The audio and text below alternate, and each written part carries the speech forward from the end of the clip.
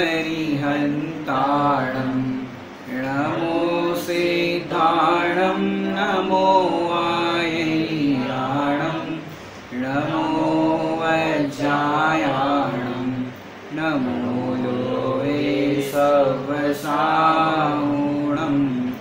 सतीर्थ वीर प्रभु का जग में प्रवर्ते निज तत्व बोध पाकर सब लोक हर्षे दुर्भावना न आवे मन में कदापि निर्विघ्न निरविकारी आराधना प्रवर्ते।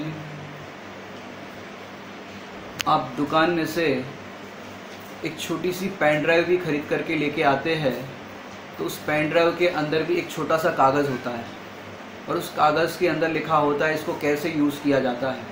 ऐसे हर एक चीज़ जितने भी इलेक्ट्रॉनिक्स आइटम हो या कुकर भी खरीद करके लेके आते हैं तो उस बुकलेट में उसको कैसे प्रयोग करना इसकी विधि होती है। ऐसे ही हम और आपको सुखी होना है तो सुखी होने के लिए या सम्यक दर्शन रत्नत्रय की प्राप्ति करने के लिए आचार्य भगवंतों ने ग्रंथ लिखे हैं और उस ग्रंथ में सुखी होने की विधि वो बताई गई है। अब हम ग्रंथ तो पढ़े नहीं, स्वाध्याय तो करें नहीं और सुखी होना चाहते हैं तो कैसे सुखी होना संभव है। तो जब तक हम स्वाध्याय नहीं करेंगे तब तक हमें ग्रंथों में बताई गई विधि, सुखी होने का मार्ग, रहस्य ये समझ में ही नहीं आएगा। तो आइए हम पढ़ते हैं जो विषय हमने कल प्रारंभ किया था। क्या विषय का नाम था? षट्लेश्या, जिसमें हमने पहले बताया था कि आत्मा जो वस्तु है उस आत्मा वस्तु को समझाने के लिए आचार्य देव करे क्या, क्योंकि आत्मा है वो दिखाई नहीं देता, कर्म है वो दिखाई नहीं देते। ऐसे 5 कारण हमने बताए थे जिसमें से योगों के माध्यम से उसकी अभिव्यक्ति होती है, उसकी हमने चर्चा की थी। पहला बिंदु ये लिया था। उसके बाद हमने बताया जो लेश्या है वो 2 प्रकार की होती है, अशुभ लेश्या और शुभ लेश्या। उसमें अशुभ लेश्या के अंतर्गत हमने प्रथम 2 लेश्या है उसकी चर्चा की थी। पहली लेश्या का नाम क्या बताया था? कृष्ण लेश्या। उसके अंदर हमने सिंबॉलिक चिन्ह क्या बताया था? रंग काला कलर, ब्लैक। और उसको पहचानने के लिए हमने क्या बताया था? उसका वाक्य आपको कि जो अच्छा काम करता भी नहीं है और करने भी नहीं देता, जो धर्म करता भी नहीं है और करने भी नहीं देता। इस तरह से हमने बहुत सारे दृष्टांतों से आपको समझाया था, वो आप घर जा करके इसका अभ्यास करना। दूसरे नंबर की लेश्या क्या बताई थी? नील लेश्या। नील लेश्या का सिंबॉलिक कलर नीला। उसके अंदर क्या बताया था हमने कि जो स्वयं तो धर्म करता नहीं है लेकिन जो करना चाहते उनको करने देता है। स्वयं तो पानी छानता नहीं है लेकिन जो छानना चाहते उनको छानने देता है। इस तरह से 2 लेश्या का हमने इस तरह से चर्चा की थी। अब तीसरे नंबर की जो लेश्या है उसका नाम है कापोत लेश्या। क्या नाम है? कापोत लेश्या। कापोत लेश्या जिसका कलर है पिजन कलर। पिजन देखा होगा आपने बच्चों, वो पिजन कलर है, कबूतर जैसा कलर, माने कौन सा? Grey colour. अब उस लेश्या के अंदर जीव के परिणाम कैसे होते हैं कि जीव अच्छा काम स्वयं भी करता है, दूसरों को भी करने देता है, लेकिन उसका स्वरूप नहीं समझता कि कैसे किया जाए। बच्चों की भाषा में कहे तो वो अच्छा काम करता भी है, करने भी देता है, लेकिन उसको करने की टेक्निक नहीं समझता कि वो कैसे किया जाता है। ये तीसरे नंबर की लेश्या है। कौन सा, क्या नाम है इसका? कापोत लेश्या। जैसे बच्चों के एंगल से दृष्टांत देते हैं, जैसे बच्चे घर में होते हैं, नाश्ता करते हैं और उतने में उनका मित्र भी आ जाए, फ्रेंड भी आ जाए, तो क्या करते हैं? स्वयं तो नाश्ता करते हैं, अपने फ्रेंड को भी नाश्ता कराते हैं, लेकिन नाश्ता करते तो कैसे? जैसे नमकीन खा रहे तो नमकीन लिया चम्मच से हाथ में, खाया और फिर हाथ ऐसे ही वहीं पे झटकार दिए और फिर चलते बने। अब क्या होगा कि ऐसे ही आपने झटकार दिए, नाश्ता स्वयं भी किया, फ्रेंड्स को भी कराया, लेकिन ऐसे हाथ झटकारने पर क्या होगा कि वहां पर नमकीन गिरा है तो चींटी आएगी। अब चींटी आएगी और आप तो बिना देखे चलने वाले, तो फिर पैरों के नीचे चींटी आकर के मरेगी। माने नाश्ता करता भी है, करने भी देता है, लेकिन स्वरूप नहीं समझता कि कैसे किया जाता है, जिससे वो चींटी आने की संभावना हो जाती है। और आपको बताए बच्चों को ये टेक्निक क्या होती है। प्रैक्टिकल दृष्टांत बच्चों को समझा रहे तो बच्चों के एंगल से समझाएंगे कि जैसे बच्चे स्कूल में जाते हैं, मंदिर में जाते हैं, पाठशाला में जाते हैं, हर जगह जाते हैं, तो बच्चों को आपने देखा होगा एक चप्पल यहाँ उतारेंगे, एक चप्पल वहाँ उतारेंगे, माने कोई सिस्टमैटिक ही नहीं, और सब चप्पल इकट्ठा उतार देते हैं। जब कोई क्लास के बाहर आकर के देखे या कोई पाठशाला में पढ़ने वाला नहीं है वो आकर के देखे उन चप्पलों को, तो ऐसा लगेगा कुंभ का मेला है। अब बच्चे सिस्टमैटिक चप्पल नहीं उतारते। आपने स्कूल में देखा होगा, आप लोग जब प्रेयर करते हो तो कैसे लाइन से सिस्टमैटिक वहां पर खड़े होते हैं। अब चप्पल भी आपको ऐसी उतारनी चाहिए कि लाइन से सिस्टमैटिक, कोई आकर के देखे तो लगे कि चप्पलों की प्रेयर हो रही है। तो इस तरह से चप्पलों को भी उतारना चाहिए। माने चप्पल भी उतारते हैं, दूसरों को कहते हैं भैया वहां उतरना, लेकिन स्वरूप नहीं समझते कि कैसे उतारना चाहिए। आप लोग बच्चे पढ़ाई करने वाले हैं, अब बच्चों तो अपने मन के राजी होते हैं, मन के मौजी होते हैं, तो क्या करते हैं, पढ़ाई करते भी है, करने भी देते हैं भाई बहनों को, लेकिन क्या करते हैं, गलती क्या करते हैं कि जो बुक होती है पढ़ाई की, नोटबुक कहो, टेक्स्ट बुक कहो, तो वो जहां तहां रख देते हैं पढ़ करके। अब फिर क्या होता है कि जब सवेरे सवेरे स्कूल जाना हो और स्कूल जाने के समय वो देखते हैं कि मैंने हिस्ट्री की बुक तो रखी नहीं, अब कहाँ रखी, आकुलित हो जाते हैं, कहाँ रखी। उतने में ड्रॉवर खोलेंगे, उतने में कोई कबोर्ड खोलेंगे, देखेंगे कहाँ रखी, ढूंढते रह जाएंगे। एक तरफ मम्मी कहेगी बेटा टिफिन पकड़, एक तरफ पापा कहेंगे बेटा तेरे स्कूल की बस आ गई। अब उस टाइम पे टेक्स्ट बुक नहीं मिल रही है, बुक नहीं मिल रही है, तो बच्चे परेशान हो जाते हैं। बच्चे सोचते हैं कि भाई अभी मेरे पास 8 हाथ होते दुर्गा जी की तरह, तो एक हाथ 2 हाथ से टिफिन पकड़ता, 2 हाथ से मैं टेक्स्ट बुक लेता, 2 हाथ से ये करता, लेकिन ऐसा तो है नहीं। अब उस टाइम पे आप परेशान क्यों हो रहे हो, क्योंकि आपने उस बुक का प्रयोग किया, पढ़ाई भी की, लेकिन उसको सही स्थान पर नहीं रखा। इससे आपको जब जरूरत पड़ी, आवश्यकता पड़ी, तो आप उसका उपयोग नहीं कर पा रहे, आपको चीज नहीं मिल रही। तो हम काम भी करते हैं, करने भी देते हैं, लेकिन क्या उसका स्वरूप नहीं समझते, जहां का तहां नहीं रखते। ऐसे बड़े लोगों के अंदर भी होता है कि जहां की तहां चीज रखते नहीं, फिर पूरे घर को सिर पे उठा लेते कि भी कहाँ रखी, किसने मेरी बुक को हाथ लगाया, किसने मेरी चीज को हाथ लगाया। तो हम रखते तो है, पढ़ते भी है, लेकिन उसका स्वरूप नहीं समझते कि कैसे रखना चाहिए। आपने देखा होगा बच्चे स्कूल से आते हैं थके हारे, अब मोजे उतारते हैं तो एक मोजा पलंग के नीचे और एक मोजा ऐसी जगह रखा तो चूहा खा गया। अब ढूंढते रह गए कहाँ गया मोजा, कहाँ गए जूते। तो ये प्रॉब्लम क्यों खड़ी होती है, हम तो इसको अपने जो लेशिया है उसके अंतर्गत दोनों दृष्टि से समझ रहे हैं, जिससे दृष्टांत से आपको अपने जीवन शैली भी समझ में आ जाए, और जो वस्तु हम समझाना चाहते हैं कि हम कोई भी कार्य करें या दूसरों को करने की कहे तो स्वरूप समझे। अवश्य स्वरूप समझने की आवश्यकता है। जब तक स्वरूप नहीं समझेंगे तब तक हमें ये चीज़ समझ में नहीं आएगी। आप लोग पानी भी छानते होंगे, तो पानी छानते भी है, छानने भी देते हैं, लेकिन उसका स्वरूप नहीं समझते। आपने देखा होगा घरों में थैलियाँ बांध लेते हैं, अब थैलियों में पानी छनता है कि नहीं छनता, और वो भी आजकल देखा होगा नायलॉन की थैली। अब गर्मी के दिन शुरू हो गए, अब थैली को बांधा, अब गर्मी के दिनों में देखो बिलछानी तक नहीं करते, चलो बांध भी ली तो बिलछानी तक नहीं करते, और गर्मी के दिनों में देखो ऐसे लू लपट आ जाए तो उस थैली के अंदर जो जीव राशि है उनकी क्या दशा होगी। जैसे आप देखा होगा गर्मी के दिनों में आप ऐसे नहा करके आए तो गीला टॉवल या गीला कपड़ा आपने ओढ़ा हो और फिर आप छत पे चले गए हो, समझो कोई कपड़े सुखाने के लिए, तो गर्म हवा जब आपको लगती है तब कैसा लगता है, ठंडा कपड़ा ओढ़ा हो और गर्म हवा लगे तो उन जीव राशि की तो सोचो वो क्या होगा उस थैली के अंदर। वो थैली के अंदर आपने जो बांध के रखा है, मानो हमारे आदरणीय भाई साहब की भाषा में कहे तो वो थैली के अंदर माने आपने बांध के रखा है जो थैली, वो एक फांसी के फंदे जैसा है, वो तो जीव राशि ऐसे जकड़ के मर जाए। और तो और शादी ब्याह में भी आपने देखा होगा, पूछते हैं कि भैया जो बड़े बुजुर्ग होते हैं जो थोड़ा बहुत त्याग नियम संयम रखते हैं कि भैया हमारे लिए शुद्ध भोजन की व्यवस्था की है कि नहीं, तो हम शादी में आएंगे। अरे दादाजी और काका साहब सबको कहते हैं भैया भोजन की शुद्ध व्यवस्था है, पूरा पानी छन रहा है, सब कुछ हो रहा है। अब पानी छन रहा है क्योंकि देखो आजकल हमने देखा है जो नियम संयम पालते हैं वो लोग को खाली बोल दो कि भैया शुद्ध भोजन है, तो फिर वो उनने कह दिया और इनने मान लिया, चौके में जा करके देखते तक नहीं है कि भैया पानी छन रहा है कि नहीं ढंग से, भैया सूद का भोजन है, जा करके भोजन कर लिया। लेकिन कैसे पानी छन रहा है, कौन बना रहा है, चक्कू सब्जी संवारने का जमीन पे रखा है कि कहाँ रखा है, कुछ देखते ही नहीं, बस शुद्ध भोजन बोल दिया तो चले गए। अब पानी छन रहा है तो आप जा करके देखो, कई बार हम उनको भी जाने का देखने का अवसर मिलता है, शादी ब्याह में नहीं और जगह पे कहीं पे देखते हैं। तो फिर क्या होता है, एक बड़ी सी टंकी है, गुजराती में बोलते हैं पवाली, अब वो रखी हुई है और उसके ऊपर छन्ना देखो तो दादाजी की परम सुख की धोती समझते हो, मान इतनी महीन इतनी पतली होती है जो गर्मी के दिनों में पहनी जाती है, इतनी सॉफ्ट होती है। अब उसको टंकी पे डाल दिया और पानी बोला छन रहा है। अब बताओ उससे कौन से जीव छनेंगे? अब बोल दिया पानी छन रहा है। तो ये पानी छानता भी है, छानने भी देता है, लेकिन स्वरूप नहीं समझता। एक जगह हमने गांव में गए थे, हमने पूछा कि भैया क्या पानी छनता है? तो उनने बोला हाँ पानी छनता है, आज सवेरे मटका भर के छाना या जो भी है गुंड भर के घड़ा भर के छाना, अब वो पानी कब छनेगा? कि अगले दिन छनेगा। अब बताओ ये पानी छानता भी है, छानने भी देता है। अब बहू आएगी तो बहू को भी ऐसे ही पानी छनाएंगे।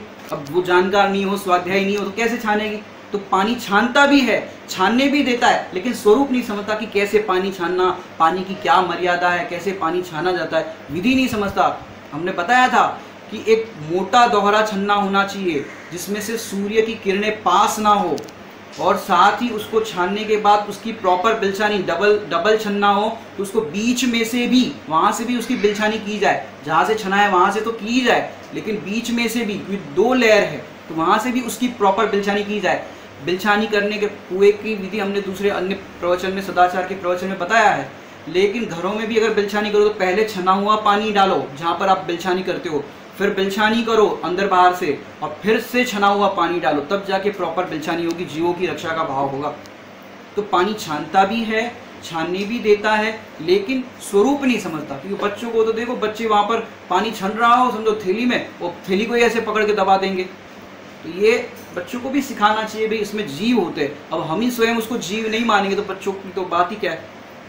आगे बात करें तो पूजा करते भी है, करने भी देते हैं, लेकिन स्वरूप नहीं समझते। पूजा करते करते बातें करने लग जाएंगे, विकथा करने लग जाएंगे, और तो और पूजा पढ़ेंगे तो पूजा भी कैसे पढ़ते हैं? फास्ट पढ़ते हैं। केवल रवि किरणों से जिसका संपूर्ण प्रकाशित है, अंतर उस वाणी में होता, ऐसे फास्ट फास्ट पढ़ते जाएंगे। क्या उसका अर्थ है, भाव भाषण है, समझेंगे नहीं और पढ़ते जाएंगे। तो ये स्वरूप नहीं समझते कि पूजा कैसे पढ़नी चाहिए, कैसे की जानी चाहिए। पूजा को निपटाना नहीं है। जैसे समझो विद्वानों का जब सभा लगती है, प्रवचन आदि उनके संपन्न हो जाते हैं और अंतिम दिन होता है, तब विद्वानों के बारे में जो समाज वाले होते हैं कुछ अच्छे वचन कहते हैं कि भाई आपने हमें लाभ दिया, बहुत अच्छी अच्छी बातें कहते हैं, जो लाभ मिला वो अभिव्यक्त करते हैं श्रोतावर्ग। अब उसमें सोचो कोई विद्वान के लिए कुछ कहने के लिए आए और फटाफट ऐसे फराटेदार बोले, ये विद्वान ने ये विषय समझाया, ये कराया, हमें बहुत लाभ दिया है, ऐसे फास्ट फास्ट बोल दे, तो बोलो विद्वान का सम्मान है कि अपमान है? किसी को कुछ समझ में नहीं आ रहा और फराटेदार बोलते गए। ऐसे यहाँ पर तीन लोग के नाथ की हम पूजा कर रहे हैं, भक्ति कर रहे हैं, तो कैसे उनका गुणानुवाद होना चाहिए, अंदर में हृदय भीगना चाहिए, तब जाके उनका गुणानुवाद होता है। तो पूजा करता भी है, करने भी देता है, लेकिन स्वरूप नहीं समझता। बच्चे लोग मंदिर में लेकर के आते हैं, माता बहने, अब बच्चा तो खेलने के लिए छोड़ देता है, माता पूजा कर रही है, अब बच्चे ने चिटक उठाई, माने नैवेद्य होता है, वो उठाया और खा लिया। अब बच्चों को सिखाते भी नहीं कि भैया खाना चाहिए कि नहीं खाना चाहिए। बोलो बच्चे, खाना चाहिए? मंदिर का चिटक, मंदिर में कोई चीज़ खाना चाहिए कि नहीं खाना चाहिए, लेकिन ये सिखाते ही नहीं। एक सच्ची घटना बताई आपको, हम लोग शिखर जी में गए थे। शिखर जी के अंदर एक माता अपने छोटे बच्चे को लेकर के आए थे। अब छोटा बच्चा वहाँ पर, अब बच्चे को तो इतना विवेक होता नहीं, क्या पूजा, क्या दर्शन, क्या भगवान। अब माता तो अपनी पूजा कर रही है, अर्घ चढ़ा रहे, चावल चढ़ा रहे। उतने में वो बच्चा क्या करता है, क्योंकि वहाँ पर तो क्या अपने यहाँ भंडार में चढ़ाते, वहाँ पर खुले खुले भी पैसे चढ़ा देते। अब वहाँ पर 1 का सिक्का, 2 का सिक्का, 5 का सिक्का ऐसे रखे थे, वहाँ पर भगवान को चढ़ाए थे और साधर्मियों ने। तो बच्चे ने क्या किया, 1 का सिक्का उठाया, 2 का उठाया, 5 का उठाया और जेब में रखने लग गया। पंडित जी भी थे, तो पंडित जी ने बोला बहन जी से कि बहन जी अपने बच्चे को संभालिए, क्या कर रहा है। तो फिर उसकी मम्मी ने भी देखा, 1 का सिक्का, 2 का सिक्का, 5 का सिक्का बेटे ने जेब में डाल दिए। अब मम्मी ने प्यार से कहा, अरे बेटे क्या कर रहे हो, चलो। पंडित जी बोले क्या चलो, पहले पैसे रखो। चलो, माने देख रहे हैं पैसा ले रहा है, जेब में रख रहा है, लेकिन स्वरूप नहीं समझते। जहाँ से उठाए वहाँ पहले पैसे रखो।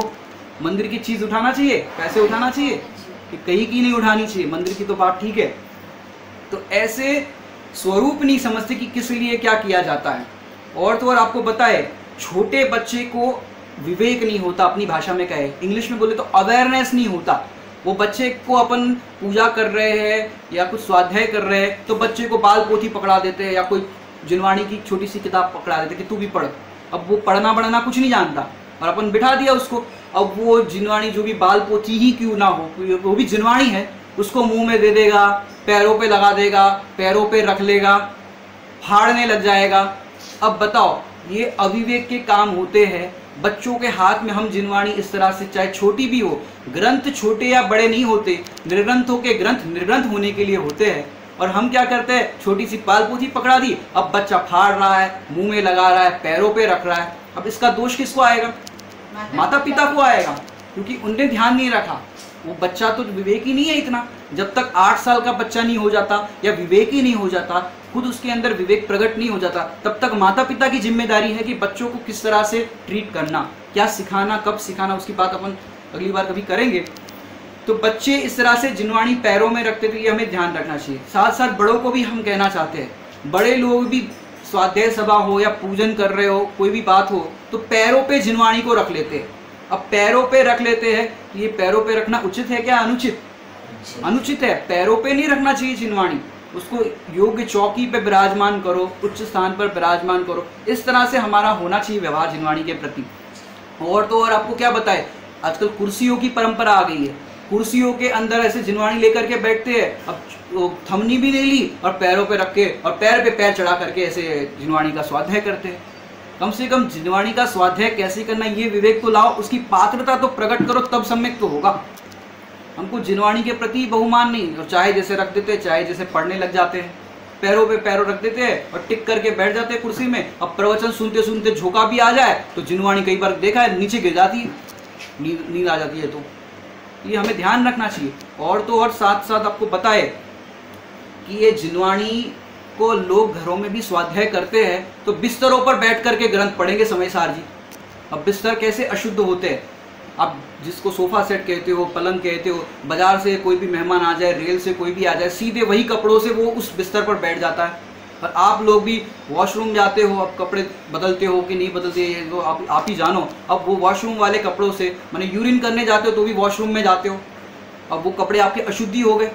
अब उस कपड़ों से आप बैठ करके उस बिस्तर पर बैठ जाते हो, और भी लोग आकर के बैठते हैं। स्मशान से कोई आया हो, रेल में टच हो गया हो और आप बैठ गए, और उसी पे आप 3 लोग के नाक की दिव्य ध्वनि की वाणी जिनवाणी पढ़ो, तो बताओ कितनी असाधना होगी। अशुद्ध प्लेस पर बैठ करके पढ़ते हो। तो हमें बहुत विवेक रखने की बात है। जिनवाणी को पढ़ो तो योग्य स्थान पर बैठ करके, साफ सुफ कर करके अच्छे से बैठना चाहिए, विनय पूर्वक बैठना चाहिए। बड़े पंडित जी तो ये बताते हैं कि स्वाध्याय करो तो ऐसे करने बैठो कि आप स्वाध्याय करने बैठे हो तो मानो कुंदकुन आचार्य देव आपके सामने बैठ करके आपको समझा रहे, ऐसे समय सार आपको पढ़ो तो वो हृदयंगम होगा। मानो उनकी स्थापना करो कि वो हमें पढ़ा रहे। इतनी विनय भक्ति पूर्वक पढ़ोगे तो एक एक चीज के रहस्य आपको समझ में आएंगे। तो स्वाध्याय करते भी है, करने भी देते हैं, लेकिन उसका स्वरूप नहीं समझते कि क्यों करना चाहिए।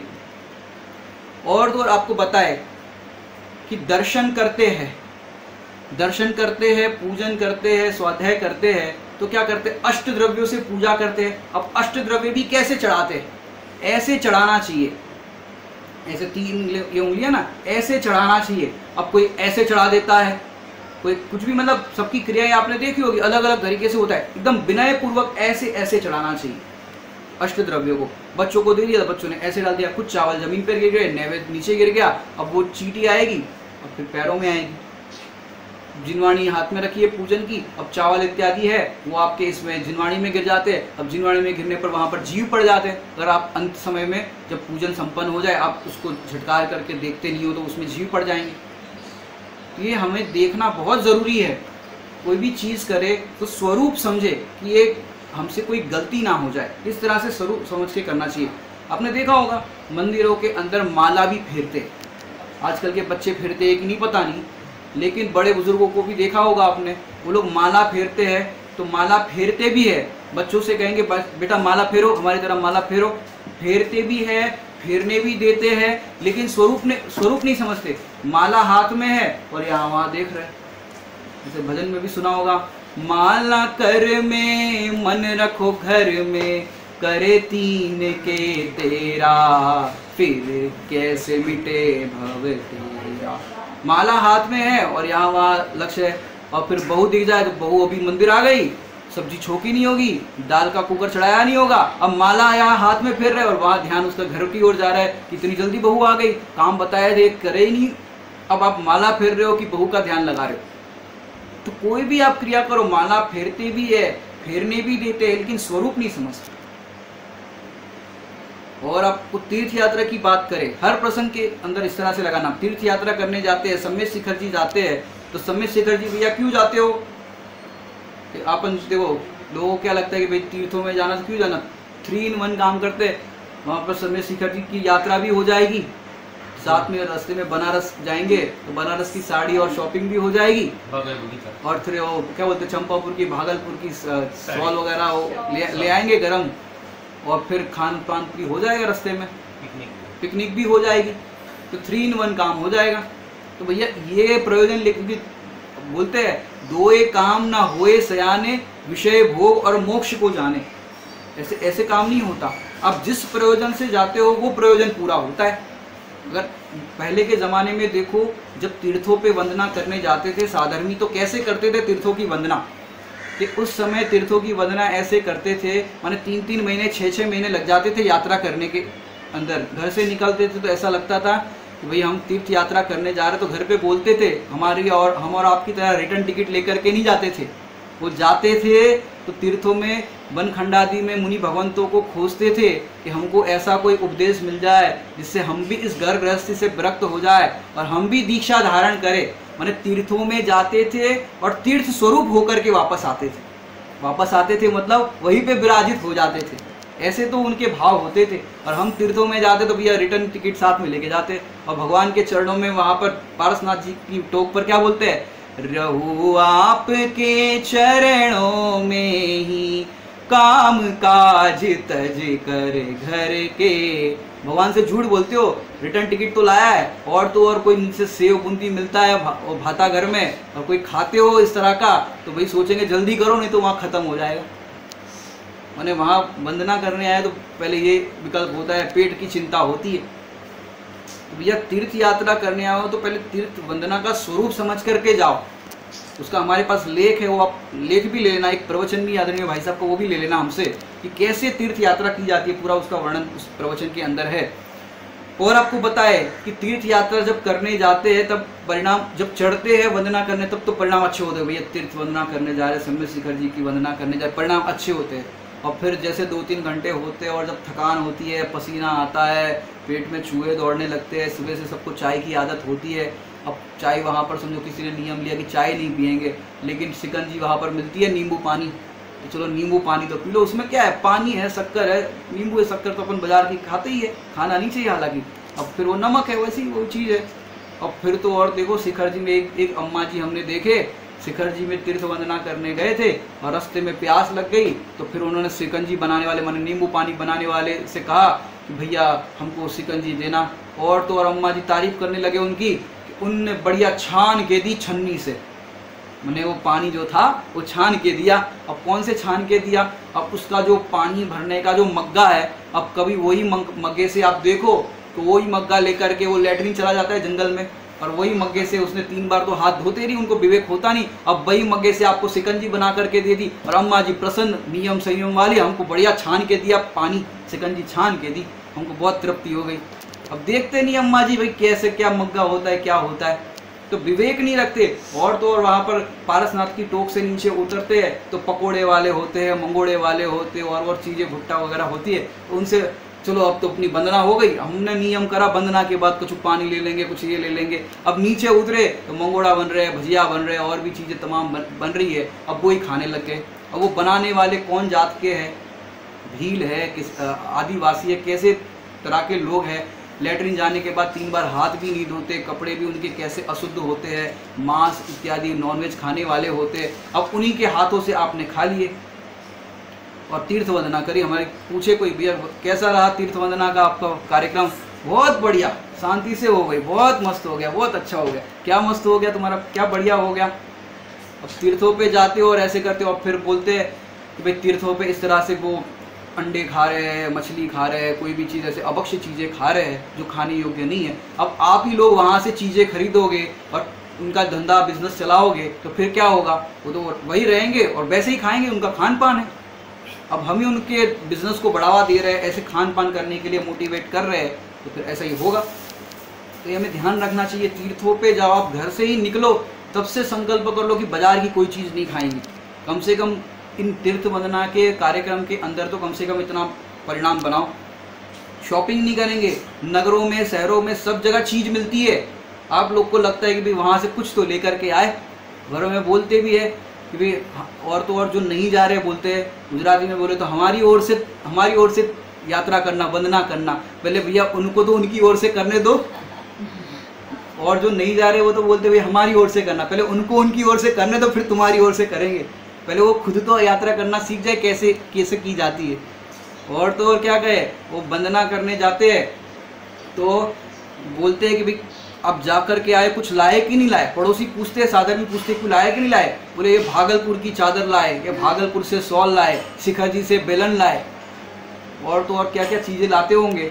और छोटा सा घर में पप्पू छोड़ करके गए हो तो उसके लिए झबला लाए, मैंने एक छोटा सा फ्रॉक लेकर के आए। बोले काय के लिए लाए। बोले कुछ चिन्ह तो रहना चाहिए, निशानी तो रहनी चाहिए, हम 10 साल पहले गए थे लेकर के आए। अरे भैया ऐसी निशानी काय के लिए लेके आते हो। आप वहां पर जाओ तो ऐसी निशानी लेकर के जाओ, लेकर के आओ, माने रत्नत्रय लेकर के आओ तो पूरे जीवन भर याद रहेगा। भवांतर में आपके जब पुराण लिखे जाएंगे तो लिखा जाएगा कि आप शिखर जी में गए थे, भगवंतों के दर्शन किए और आत्मा के दर्शन किए। तो ये आपका पुराणों में दर्ज होगा। ये फ्रॉक लेकर के आए, झिन्न छिन्न होकर फट जाएगा, बेलनिया भी टूट जाएगा, फट जाएगा, सॉल भी पता नहीं क्या हो जाएगा, उसका तो परिणमन हो जाएगा। लेकिन तुम्हारा परिणमन नहीं हुआ तो फिर ऐसी वंदना तो अनंत की, लेकिन अब तक तेरा काम नहीं हुआ। ये करने लायक काम तो ये है। तीर्थ यात्रा करता भी है, करने भी देता है, लेकिन स्वरूप नहीं समझता कि कैसे की जाती। जब आप ही स्वयं नहीं समझते कि कैसे करना तो बच्चों को कैसे सिखाएंगे। जैसे आप करोगे वैसे बच्चे सीखेंगे। ये समझने की आवश्यकता है। और तो और देह पूजा, गुरुपास्थि, स्वाध्याय, संयम, संयम के अंदर बात करें या तप के अंदर बात करें तो संयम कैसे होता है, तप कैसे होता है। जरा सा किसी को उपवास करना हो, अब आपको उपवास करना है तो किससे पूछोगे। उपवास करना है तो जो एकदम स्ट्रिक्ट बताएंगे उनसे पूछोगे कि ढीला ढीला बताएंगे उनसे पूछोगे। किससे पूछे। स्ट्रिक्ट बताएंगे तो एकदम स्ट्रिक्ट बताएंगे, तो स्ट्रिक्ट तो अपने को सहन होगा नहीं, इतनी गर्मी पड़ रही है क्या करे। अब कोई ढीला पोचा बताने वाला है उससे पूछेंगे भाई हमको बताना जरा ये उपवास कैसे किया जाता है। अब नई बहू हो और किसी स्वाध्यायी महिला से पूछे तो वो तो स्ट्रिक्ट बताएगी। अब कोई ढीला पोचा हो उससे पूछे भैया कैसे उपवास करना चाहिए, तो उनने बताया कुछ खाना नहीं। उपवास मतलब क्या, कुछ खाना नहीं। अब वो कहे कि अम्मा जी अब कुछ खाए नहीं, लेकिन अब गर्मी तो बहुत पड़ रही है, कैसे करे अष्टमी चतुर्दशी का उपवास। कि ठीक है पानी पी लेना। अब पानी अकेला पिए तो पित्त फड़कता है, अब क्या करे। तो कहा कि काम करो थोड़ा दूध ले लेना। ठीक है अम्मा जी ये आपने सही बताई, उपवास के लिए थोड़ा दूध ले लेना। अब वो कहे कि भाई दूध ले ले, पर ठीक है अब जैसे दूध वैसे दूध को ओट लो तो रबड़ी बन जाए, वो तो चल जाए कि नहीं अम्मा जी, वही तो दूध ही तो है। दूध को ओट लो, दूध ही तो है, गर्म और ज़्यादा कर लो तो रबड़ी बन जाए। और अम्मा जी इतनी तो बात बताओ कि इसके साथ ये रबड़ी बना दो या दूध बना दो, उसके साथ मखाने और 2-4 हुआ काजू तो चल जात नहीं, चल जात कि नहीं चल जात, चलते कि नहीं चलते। और साथ में ये वो तो साथ में वो गिनते नहीं है उसको, साथ में ही चीज़ होती है उसको गिना नहीं जाता। अब बताओ अब उपवास का कितना बड़ा छेद हो गया। मैंने इतना सा बोल दिया कि पानी पी लेना, फिर बोला दूध, फिर रबड़ी। ऐसे ही रात्रि भोजन के अंदर देखो, रात्रि भोजन के अंदर 4 प्रकार के आहार का त्याग की बातें वो हमने अलग प्रवचन में, सदाचार के प्रवचन में बताया था, फिर से पुनः नहीं दोहराते, वो आप वहीं से सुन लेना कि 4 प्रकार के आहार का त्याग है। अब फिर समझो छोटे बच्चे हैं, अब उनसे एकदम से नहीं बन पाया तो मम्मी ने कहा कि बेटा चलो तुम पानी पी लो, अब नहीं हो रहा तो दूध पी लो। फिर कभी कभी बोला कि भाई चलो काजू बादाम ड्राई फ्रूट खा लेना। इस तरह से किसी ने शुरुआत की होगी, ऐसा हम समझ सकते हैं कि पहले तो किया ही नहीं जाता था, रात में जलपान या भोजन कुछ नहीं किया जाता। लेकिन कोई ऐसा बालक होगा तो बाल बुद्धि को थोड़ा सा नहीं समझ में आती तो थोड़ा सा उसको छूट दे दी, माने बालक की दृष्टि से समझो। और वो दूध दे दिया, फिर ड्राई फ्रूट देने लग गए, फिर जूस देने लग गए, फिर फल देने लग गए, अब तो भोजन ही हो रहा है। अब देखो कितना बड़ा छेद हो गया रात्रि भोजन त्याग का। मैंने इतनी सी छूट दे रहे तो कितना लंबा उसका ये हो जाता है। मैंने उसका स्वरूप नहीं समझते। रात्रि भोजन का त्याग करते भी है, करने भी देते हैं, लेकिन स्वरूप नहीं समझते कैसे है, क्या त्याग है, क्या खाना क्या नहीं खाना। एक प्रश्न आया था हमारे पास, अगर रात्रि भोजन का त्याग हो या रात्रि जल का त्याग हो तो क्या करना। उल्टी हो जाए तो, वॉमिट हो जाए तो क्या करना। रात में तो पानी पीते नहीं, तो क्या करना? तो भैया मुनिराजों के लिए तो ऐसा है कि वो मुनिराज तो एक बार आहार लेते हैं, अब रात को पानी का कोई प्रसंग नहीं आएगा। कदाचित उल्टी हो जाए, क्योंकि अंदर रख के कोई फायदा नहीं, बेचैनी होगी, अब निकल रहा है तो निकाल दिया। अब उल्टी हो जाए तो तब से उनका जब तक आहारचर्या नहीं होती तब तक मौन रहेगा। हालांकि उनका रात्रि में तो मौन होता ही है मुनिराज का, लेकिन प्रातःकाल उठते हैं, सामयिक आदि कार्य करते हैं, और भी जो भी उनकी जो चर्या होती है वो सब होता है। तो जब सूर्योदय हो जाए, सामयिक आदि कार्य उनका हो जाए, फिर बोल सकते हैं। लेकिन जब वमन हो जाए, उल्टी हो जाए, उसके बाद वो बोल नहीं सकते जब तक उनकी आहारचर्या का समय नहीं होता, और जब वो कुल्ला आदि नहीं करते आहार के समय, तब तक मौन रहेगा। तो श्रावकों के अंदर भी यदि उल्टी आदि हो जाए तो आपका जैसा नियम हो, अगर रात्रि में जल नहीं लेते हो तब तक मौन, सवेरे आप दर्शन कर लो, और दर्शन के बाद मुख खोलना नहीं, क्योंकि मुख खोलोगे तो जीवोत्पत्ति और इस तरह से बाहर का संक्रमण होने का इस तरह से चांसेस है। तो इस तरह से होता है। तो स्वरूप समझने की आवश्यकता है। अब कोई सोचे कि भाई हमने नियम तो ले लिया, अब क्या करें? तो नियम के पहले पूरा उसका सांगोपांग स्वरूप समझो कि ऐसी परिस्थिति होगी तो क्या करेंगे। हर परिस्थिति को, द्रव्य क्षेत्र काल भाव से उसकी परिस्थिति को समझ करके ही नियम लो। और कदाचित नियम ले लिया हो तो क्या करें, प्रतिज्ञा ले ली हो तो क्या करें। टोडरमल जी ने लिखा है ग्रंथों में कि भैया अपना द्रव्य क्षेत्र काल भाव के परिणाम के हिसाब से प्रतिज्ञा ले, और वर्तमान परिणाम के भरोसे उसका नियम ना ले, भविष्य में निर्धार होता जाने तो ले, माने भविष्य में पालन होता जाने तो उसका नियम ले। और कदाचित ले लिया हो तो क्या करे? तो बड़े पंडित जी साहब ने उसका बहुत सुंदर उत्तर दिया कि भैया पहले तो जैसा टोडरमल जी साहब ने बताया वैसे नियम ले, और कदाचित नियम ले लिया हो तो वर्तमान परिणाम के भरोसे प्रतिज्ञा या नियम छोड़ भी ना दे, अपनी परिणति को संभाले, विचार करे, और इस तरह से उसको छोड़ भी ना दे। उसका स्वरूप समझ करके कैसे इसका निर्वाह हो सकता है, कैसे पालन हो सकता है, इसका विचार करे। तो स्वरूप समझने की बहुत आवश्यकता है। कोई भी नियम प्रतिज्ञा ले तो सबसे पहले उसका स्वरूप समझे। तो स्वरूप समझने पर आपको उसका वस्तु स्वरूप ख्याल में आएगा। तो ये हमने उपवास की बात की। साथ साथ टोडरमल जी की भाषा में कहे तो रोगी के भांति काल गवाता है, माने उपवास कर लिया तो अब करना क्या? वे इनने तो उपवास करा है, ये शांति से बैठेगा, एक कोने में बैठ जाएगा, या तो लेटेगा या लेट जाएगी, और कोई काम नहीं। वे घर का काम इनको मत बताओ। और कोई 6 घंटा या 5 घंटा स्वाध्याय करने वाला हो उसको कहेंगे भाई तू काम कर। अब स्वाध्याय वाला तब बड़ा है कि उपवास वाला तब बड़ा है। भाई इनने उपवास किया है और किसी ने ऊनोदर रख करके स्वाध्याय कर रहा हो तो वे उसने कुछ नहीं किया है। भैया ऐसा नहीं है। स्वरूप समझने की आवश्यकता है। वो 12 तपों का वर्णन अलग से आप समझ लेना, अभी इतना समय नहीं है। तो वो पूरा कोई भी चीज हो, जनागम की कोई भी बात हो या लौकिक में भी हो, स्वरूप समझने की आवश्यकता है। आप स्वरूप समझोगे तो आपको वस्तु स्वरूप ख्याल में आएगा।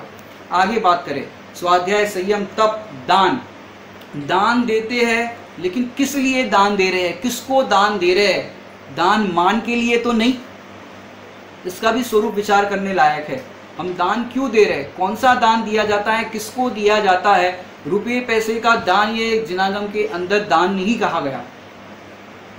हमारे यहाँ तो 4 प्रकार के दान कहे गए हैं, आहार दान, अभय दान, औषध दान और ज्ञान दान। ये 4 प्रकार के दान कहे गए हैं। और हम तो फिर पैसा दान दे दिया, इनको ये दे दिया, गरीबों को ये बंटवा दिया, उसको भी एक करुणा दान में निचली श्रेणी में दिया गया है। लेकिन 4 प्रकार के दान में तो देखो, सबसे पहला दान बताए तो अभय दान।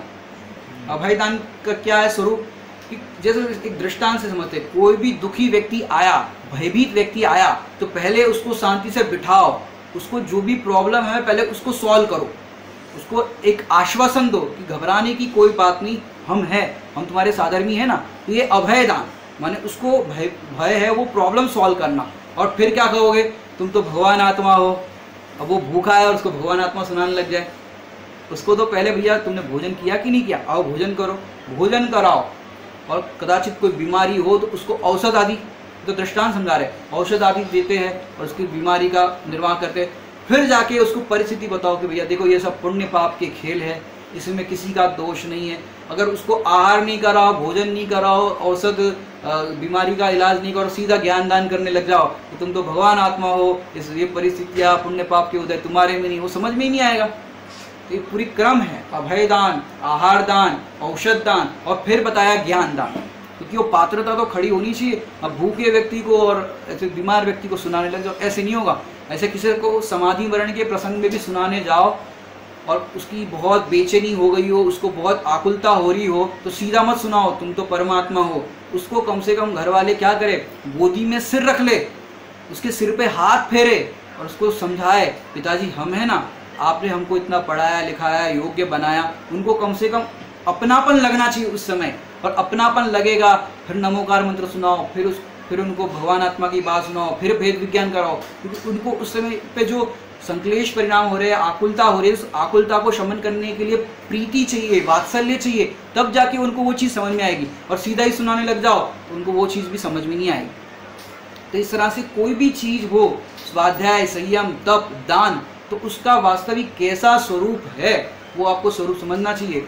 आप समाधि के लिए भी यदि तत्पर होते हैं, समाधि लेने का आपका भाव है, तो उसके पहले भी किस तरह से आपकी जो पूंजी है, धन है, कहाँ कहाँ बांटना, कैसे बांटना, किसी का आपने हर लिया हो, धोखा दे दिया हो, पहले उसको चुका देना, ये सब कुछ होने के बाद फिर बंटवारा कर देना घर वालों को, और उसलिए अपना भी कुछ उसमें रख लेना, उसमें से दान आदि कार्य करना। इस तरह से पूरी विधि ग्रंथों में दी गई है, पूरा स्वरूप दिया गया है। वो आपको समझने की आवश्यकता है। जब तक वो आप स्वरूप नहीं समझोगे तब तक वो चीज़ आपको समझ में नहीं आएगी। ऐसे अब और बात करें आपको गृह निर्माण की। आजकल लोग अपने मन के हिसाब से गृह निर्माण करते हैं, जैसे बड़े बड़े महल बनाते हैं, बंगले बनाते हैं, और वो समझते नहीं कैसा बनाना चाहिए। इंटीरियर डेकोरर या आर्किटेक्ट रख देते हैं, अब वो अपने हिसाब से नक्शा दिखाता है, बनाता है। लेकिन जैन धर्म के अनुकूल, और दूसरी भाषा में कहे अन्य लोगों की, वास्तु के हिसाब से बनाते हैं। अब जैन धर्म का कुछ वास्तु भी है कि नहीं भाई? जैन धर्म का भी वास्तु है। कैसा वास्तु? उनको उनकी भाषा में जवाब देना पड़ेगा ना। कैसा वास्तु?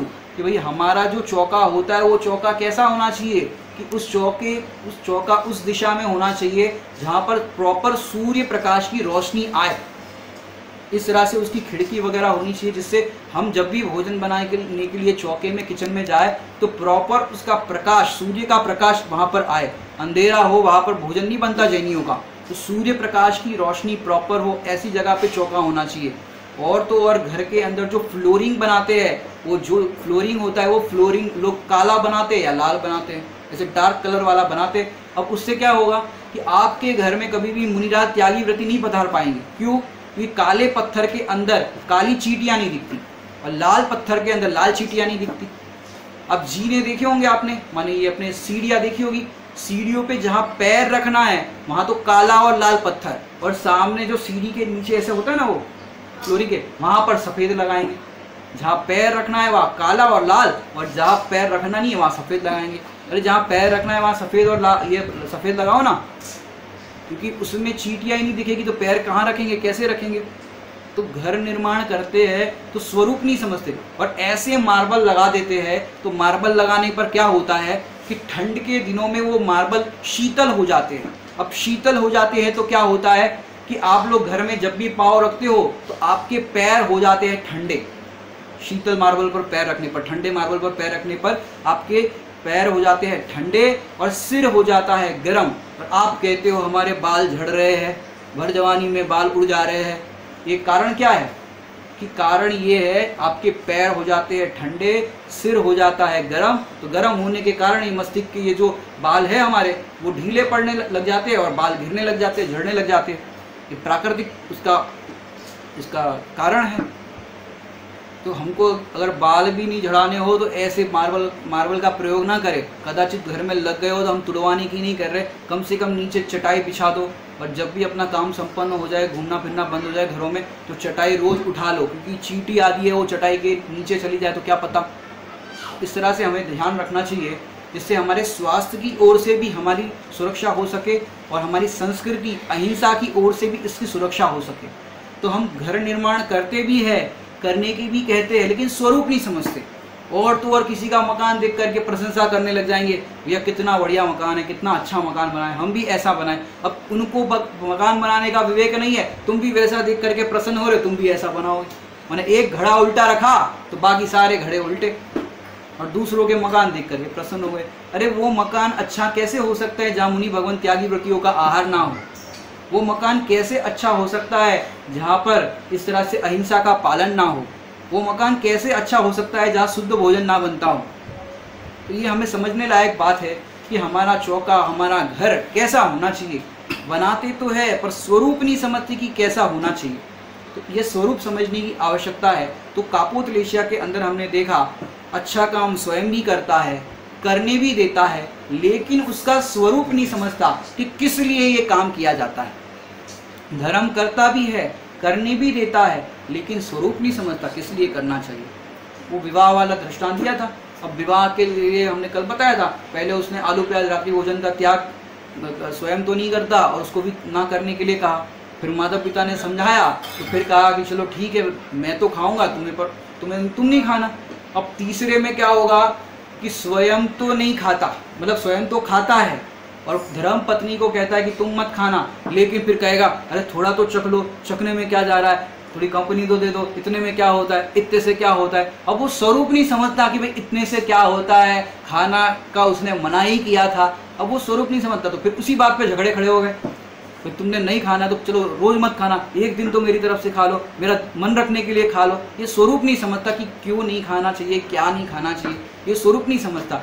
अब तीर्थों पे जाकर के क्या होता है कि कई लोग समय शिखर जी की यात्रा करने जाते हैं तो किसी ने नियम ले लिया कि भैया हम आलू नहीं खाएंगे, हम रात्रि भोजन नहीं करेंगे। अब सब लोग कुछ ना कुछ नियम ले रहे। अब एक भाई साहब खड़े थे, उनको बोला भैया आप भी कुछ ले लो। बोले हाँ ले रहे। अब जैसे तैसे बचने की भी कोशिश कर रहे, पीछे हट जाते थे, लेकिन फिर नहीं अब तो आपको लेना पड़ेगा, अब यात्रा पे लेना पड़ेगा। अब उनने स्वरूप समझे बिना ही नियम ले लिया। हम जो वो आलू खाते थे या तंबाकू गुटखा खाते थे, हम नियम ले लिया। अब नियम लेकर के वापस आए, अब क्या होगा कि अब उनको तड़प लगेगी। जो खाते थे आदत थी, अब दुकान के आगे आलू का चाट वाले का ठेला आ गया, अब देख करके मन में क्या होगा, जी ललचाए रहा ना जाए। अब क्या करे, खाने की इच्छा होगी। अब 1 दिन 2 दिन 3 दिन, अब फिर तो मन ही कर गया, फिर एक दिन खा लिया। अब एक दिन खाया तो फिर रोज खाने लग गए। क्यों ऐसा हुआ कि उन्होंने स्वरूप समझ करके प्रतिज्ञा नियम लिया होता तो ऐसा नहीं होता। जैसे तंबाकू खाने का नियम अब जबरदस्ती किसी को दिला दो तो फिर वो ले भी ले, लेकिन बाद में क्या होगा, स्वरूप समझे बिना लोगे तो फिर बाद में वो फिर से शुरू हो जाएगा। ऐसे जिनवाणी में किसी भी चीज़ का त्याग कराने की या प्रतिज्ञा लेने की बात नहीं की, पहले उसका स्वरूप समझने की बात करिए। प्रतिज्ञा नहीं लेने का तो कोई दंड नहीं है, लेकिन प्रतिज्ञा लेकर के भंग करे उसका ज़्यादा दंड है। वो सियार देखो, सियार ने स्वरूप समझा था। कैसा सियार ने स्वरूप समझा था? फॉक्स की कहानी सुनी होगी आपने, मैंने अभी कहानी सुनाई थी, प्रीतिंकर मुनिराज की कथा, वो यूट्यूब पे आपको मिल जाएगी। प्रीतिंकर मुनिराज की कथा रात्रि भोजन के त्याग के ऊपर मैंने आधे घंटे की करीबन सुनाई है।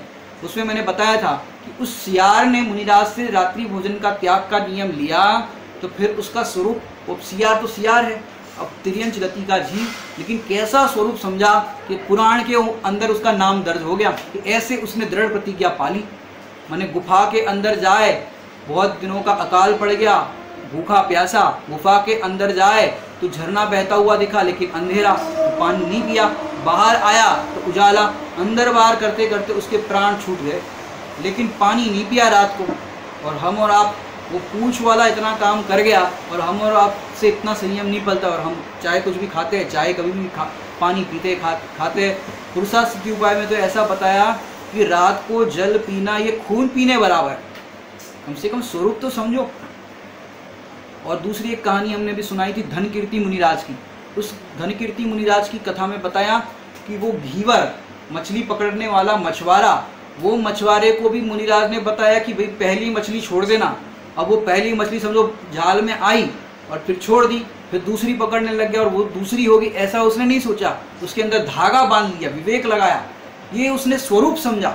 ये स्वरूप कहाँ से समझ में आया? मुनिराज ने तो नहीं बताया था, ये अंदर के मुनिराज के प्रति जो भक्ति थी, विशुद्धि थी, उससे ये चीज़ उसको समझ में आई।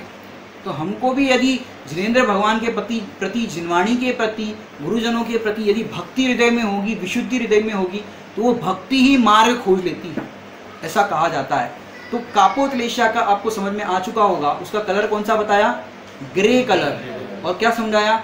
धर्म स्वयं भी करता है, करने भी देता है, लेकिन स्वरूप नहीं समझता। पानी स्वयं भी छानता है, छानने भी देता है, लेकिन उसका स्वरूप नहीं समझता। ऐसे हम हर एक क्रिया के अंदर, हर एक अनुष्ठान के अंदर जो भी काम करे वो स्वरूप समझ करके करे, तो स्वरूप समझेंगे तो हमारे प्रत्येक कार्य अच्छे होंगे, आगम के अनुकूल होंगे, हमारा जीवन भी सुखमय बनेगा। ऐसे हम सब भी अपने जीवन को सुखमय बनाए, इसी मंगल भावना से विराम लेते हैं।